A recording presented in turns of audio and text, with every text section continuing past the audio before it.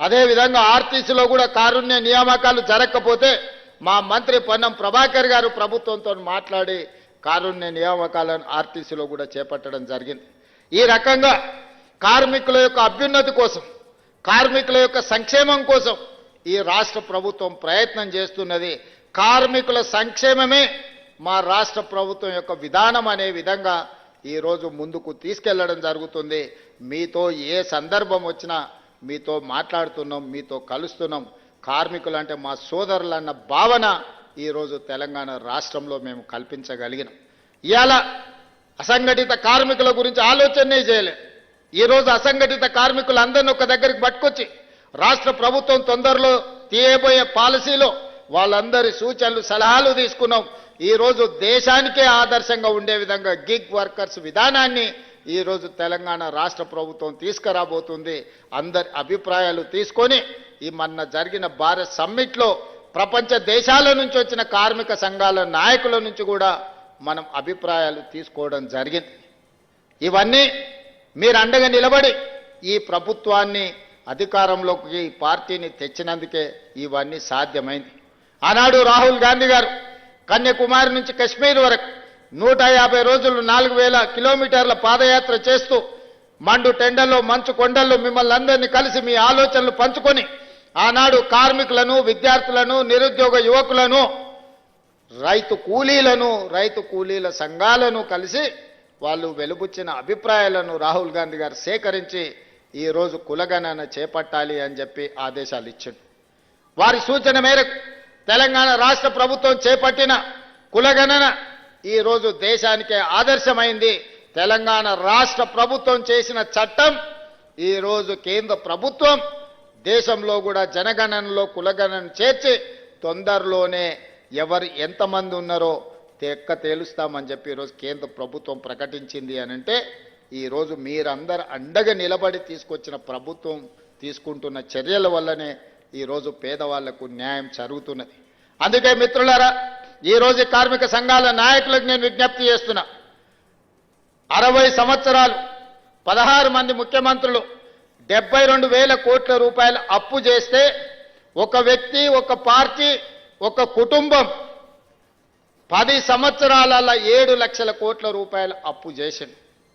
పోనీ 7 లక్షల కోట్ల రూపాయల అప్పుతోని ఎక్కడైనా ఏదైనా అభివృద్ధి జరిగిందా మీరు ఆలోచన చేయండి. మీ కార్మికులకు ఏదైనా మేలు జరిగిందా?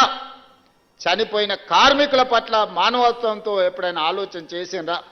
ఆర్టీసీ కార్మికులు ఆనాడు ధర్నా చేసి ఆనాడు మీరు ఉద్యమం చేస్తే 50 మంది కార్మికులను పొట్టన పెట్టుకున్నారు, కానీ మీతోని మాట్లాడలేదు. మరి మేము వచ్చిన తర్వాత ఈరోజు ఆర్టీసీని గాడిలో పెట్టి ఈరోజు లాభాల వైపు నడిపించే ప్రయత్నం చేస్తున్నాం.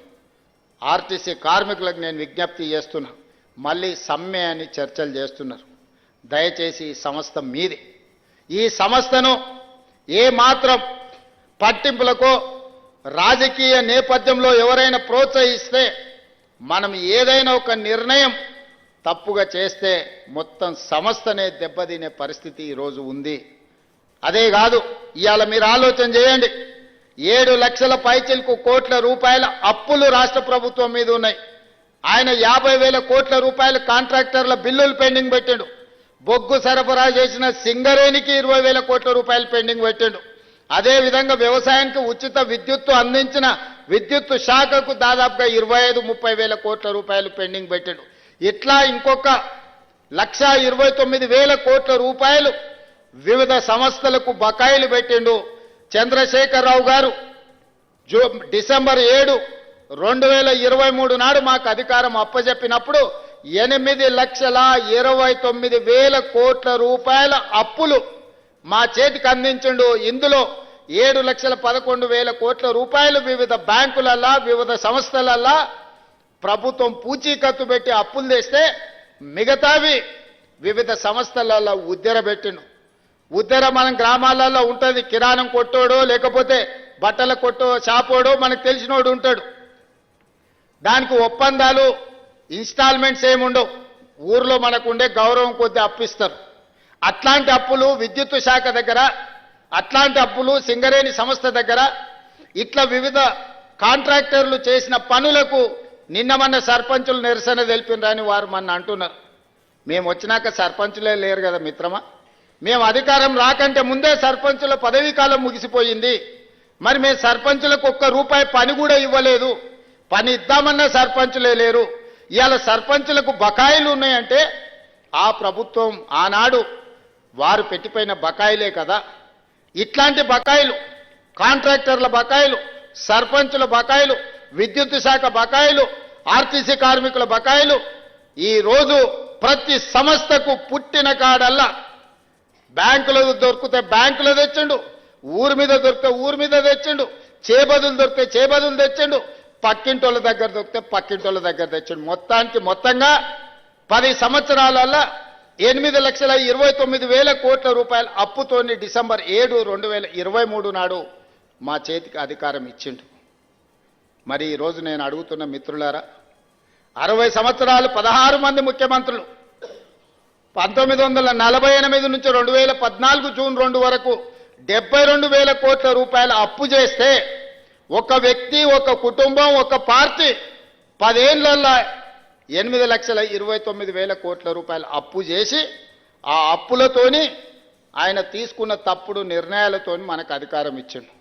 ఒకే ఒక్క ఉదాహరణ చెప్పదలుచుకున్న, అన్నం ఉడికిందా లేదా అని ఒక మెతుకు బట్టి చూస్తే తెలుస్తుంది. 1,02,000 కోట్ల రూపాయలు కాళేశ్వరం కాంట్రాక్టర్లకు బిల్లులు ఇచ్చిండు. 3 ఏళ్ల కట్టుడు కూలుడు సరిపోయింది. ఆయన కాళేశ్వరం అన్నాడు, మా కోమటిరెడ్డి వెంకన్న అది కూలేశ్వరం అన్నాడు.